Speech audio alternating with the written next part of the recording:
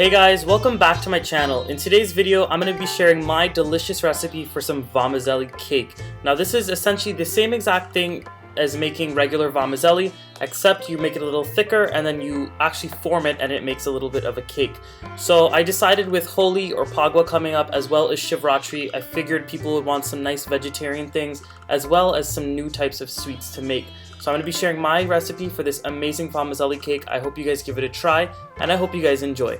And before I get into the whole recipe, I want to give a big shout out to Bidesi Imports for providing me with all of the delicious ingredients to use for my Vamazelli cake today. I wanted to let you guys know that you can go to buyeasy.com so this way you can buy all of your West Indian products and make these dishes at home. I'll have it linked in the description box down below so you guys can check it out. Here are all of the ingredients that I'm going to need for my Vamazelli cake today. Of course, I have my Vamazelli noodles here, or Vermicelli noodles. I have some evaporated milk, as well as some condensed milk for sweetness. I have a little bit of ghee to help me parch my noodles. I have some raisins and cherries, which are both optional. I have some whole milk as well as some water. And to spice up my Vamazelli, I have some cinnamon sticks as well as some cloves. The first step of this process is to go ahead and take the amount of cherries and raisins that you want to use and soak them both in some water. I'll tell you guys the reason why we do this later in the video, but go ahead and take the amount of raisins and cherries you want and soak them in some water at least 20 minutes prior to cooking this dish. And as for the cherries, you're going to want to go ahead and chop them up if you don't want the whole cherries in your dish. The first step when making the Vamazelli cake is to start infusing the water that you're going to add into the Vamazelli noodles.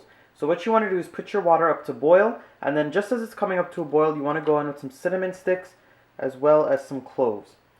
And what I'm going to do is I'm going to cover it, and I'm going to lower the heat just a little bit so this way it can infuse that water. I'm going to leave it and let it sit for about 10 minutes on that low heat. And once it's done with that 10 minutes, I'm going to go ahead and set it aside so we can start working on the Vamazelli noodles. Once those spices have finished infusing your water, you want to go ahead and set it aside so we can start working on the Vamazelli noodles. So the first step is to heat up a nice heavy bottom pot. You either want to use a karahi for this or a Dutch oven like I'm doing, or something with a really thick bottom so this way it won't stick and burn. So what we're going to do is once it gets heated up, we're going to go in with a little bit of ghee. And you just want this ghee to melt. Once all of my ghee has melted, I'm going to go in with all of my Vamazelli noodles. And what I did before I added them in was I crushed them up while they were in the package, so this way they wouldn't be too hard to stir around. So what I'm going to do on a medium to a medium low heat is I'm going to parch these noodles in the ghee until they get a nice golden brown color. Now, when I make Vamazelli or Vamazelli cake, I like for those noodles to have a nice contrast of colors. Some of the noodles will remain white, some will be dark brown, some will be light brown, some will actually have somewhat of a black edge on them. So I really like that contrast of colors, but what you really want to do and achieve with this step is just get them all nice and golden brown. The color is totally up to you. But you have to parch them well enough before this whole dish can come together. So I'm going to do this. This might take about 5 to 8 minutes. And I'll come back and show you guys what it looks like. I also wanted to mention that to parch the noodles, you could also use butter instead of the ghee, or if you wanted to, you could actually use a combination of the butter as well as the ghee. And I also wanted to mention that while you're parching it, you have to keep stirring the whole time, or else the noodles can just start to burn at the bottom, and they won't get an even coating at all. Alright, so my noodles are done parching, and it took about 8 minutes for them to get this nice golden brown color. And remember how I was saying I like that contrast of colors? If you look closely, you can see some of the noodles are a little whiter than others, some are a little darker. So I really like that contrast. It makes for a beautiful Vamazelli cake in the end. So what I'm going to do now is I'm going to raise my heat just a little bit so some of this water that I'm going to add in can start to burn off, because you don't want it to sit in there. You want to be able to add all your liquids and they evaporate nicely. So what I did to my water after it finished infusing, I removed all of the cloves because I don't want any of my guests to be biting into cloves as they're eating their Vamazelli cake. I left the cinnamon in because I can easily fish out the cinnamon at the end, but the cloves might be a little hard to find. So I'm going to go in with all of my water now.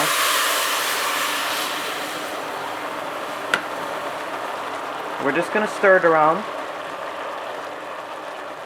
And if you have little kids in the kitchen, please be careful when you're throwing your liquids into the pot. It's going to spatter a little bit and the steam is actually very hot, so you want to be very careful. So at this point, I'm going to lower my heat just a little bit to a medium low. And I am going to cover this and I'm going to allow it to boil about halfway, just until the noodles are almost tender.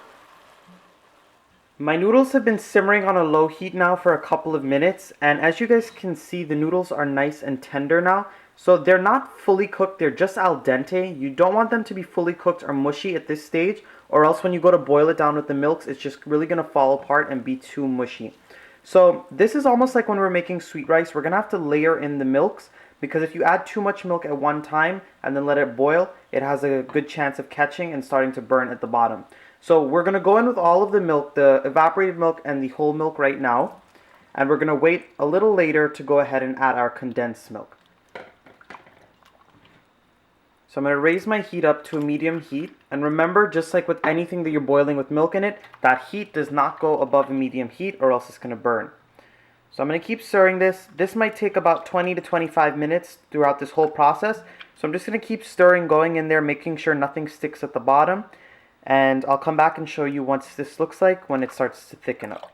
After about 10 minutes, you're going to notice that the Vamazelli gets really thick with all of that milk. And I just tested out one of the Vamazellis and it's fully cooked on the inside. So what I'm going to do now is I'm going to start adding in my condensed milk. At this point, I'm going to add in all of my condensed milk. And you're adding in condensed milk to taste. So I'm adding about half of the can first. And I'm going to stir it around and give it a taste. And then I'll let you guys know exactly how much I added in. And this is the only form of sugar that I'm going to use in my Vermicelli, because I find that the condensed milk adds such a nice creaminess and it adds enough sugar so you don't really need just plain regular sugar. So I'm going to go ahead and stir this around. I'm going to give it a taste and come back and let you know how much condensed milk I used. So I just went ahead and I tasted it after I added in my condensed milk to see if it needed any more. And I ended up using exactly 3/4 of a can of condensed milk to get that perfect sweet flavor. So you don't have to worry though, all of my ingredients and the exact measurements will be down in the description box down below. So what I'm going to do after you add in the condensed milk, I'm going to keep it on a low heat and I'm going to boil it for about 5 to 10 more minutes, just until it thickens up just a little more. About a minute before you're going to remove the Vamazelli from the pan, what you're going to want to do is go in with all of your raisins and your cherries. Remember, I was saying that I soaked these raisins and cherries 20 minutes prior to making this dish. The reason why is because whenever you add raisins to a hot mixture, they tend to plump up sometimes and then they can burst. So to avoid that, we soak them. And for the cherries, remember, for the candy cherries or the maraschino cherries, they're soaking in that red liquid. And I know some people, when they eat their desserts like sweet rice or Vamazelli cake or anything that contains the cherries, they don't like to have that pink color come through from the cherries or bleed out into the dish. So I did it for the people who don't like the coloring.